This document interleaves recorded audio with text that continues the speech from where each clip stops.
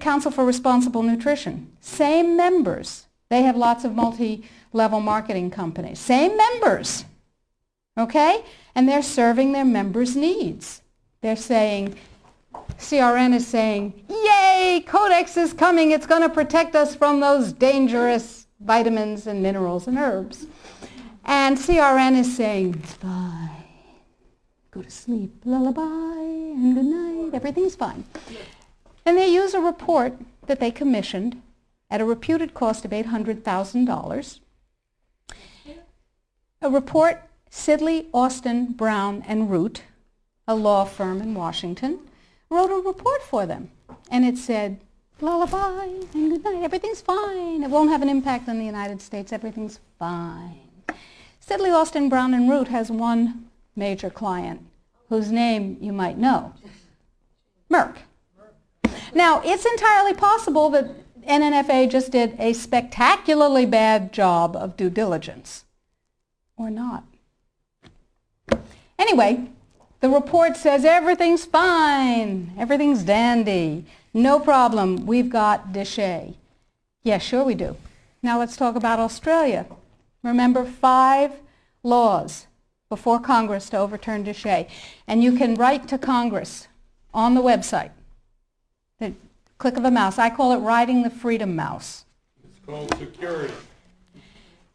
Now, Congress uses a multiplier of 13,000 to 1. Every email, fax, phone call, letter. Don't write letters. They get decontaminated. They never get to Congress. Every email, fax, and phone call counts as 13,000 constituent opinions. They figure that if you write a letter or send an email, there are 12,999 lazy lunks who can't bother to get to the computer terminal to do the same thing, but they feel the way you do. Interesting. That's power, my friends. That's power. That's 13,000 to 1. So suppose we have 1 million people. Suppose we have 10 million people. Suppose we have 100 million people saying, don't you dare. Now, Congress has one rule above all others. Anybody know what it is? Get reelected. That's the primary rule, the prime directive, as Isaac Asimov would have called it. The prime directive is to get reelected. Now, Déchet was passed, you may remember, by unanimous congressional consent. Was that because one morning all members of Congress woke up and said, I see the light. Nutrients are better than drugs. No. They said, oh, if I don't go along with this, I'll never be reelected to anything. You remember critical mass.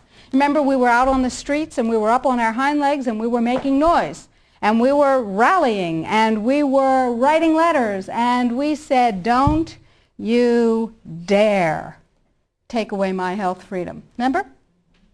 And we won. Except we got fat, dumb, and lazy and stopped protecting ourselves. So now we're in the same place again. Except it's all food instead of just nutrients. So that's point number 1. Use the freedom mouse.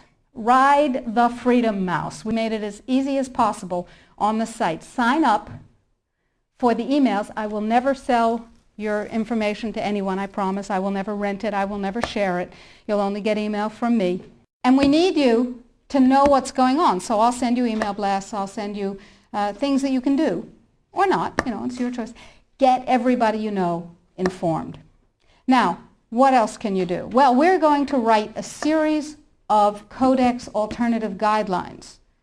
Everything bad in Codex will have an alternative guideline that turns it into a pro-health guideline.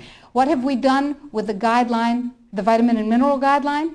You can see that because we have a markup copy that has their guideline crossed out and ours written in on the website. It's right there. What we've done is turn it into something, into a guideline that mandates biochemically, individually determined optimal health. And it's still Codex compliant. So we said, okay, now we need Congress to adopt this. And we need other countries in the world to adopt this. So Bert and I went to Washington, D.C., and we met with Dana Rohrabacher from Orange County, who said to us, he's a representative, he said, I believe in pesticides. I went, ugh. He said, I believe in GMOs. I went, ugh, ugh. He said, I believe in irradiation of food. I went, ugh, ugh, ugh. But, he said, I believe in your right to not be forced to eat foods that have been processed that way more than I believe in those technologies. I will take this on. We said, oh, that's really nice. And he said, now, we need a coalition. So we went across the aisle, or across the office building, to see Peter DeFazio's staff from Oregon, who is a liberal Democrat, whereas Rohrabacher is a Republican, a libertarian Republican. And DeFazio's on board.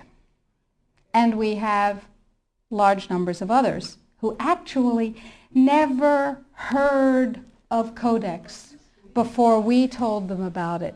Never heard of Codex. We have called every health legislative aide in Congress, and we have said, what's your congressman's position on Codex?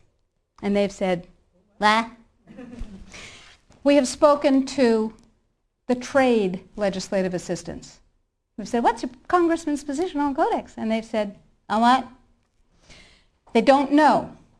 We had a congressional briefing set up on the 20th of September. I was going to address Congress. Tell them about it. I thought that was cool. 10 days before, it became a briefing on something else. Another freedom click. You need to write to Congress on the site and tell them that they need a congressional briefing, by God, and tell them you want me to brief them. They don't know. They've never heard of it any more than the general public has heard of it. Gee, how'd that happen? Who knows?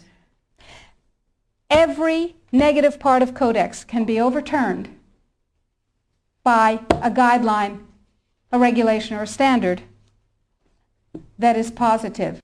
So we need your help, because the United States leadership in this guideline and all the positive guidelines to follow is what's going to literally save the population of the planet and save your jobs and your children and your families and mine.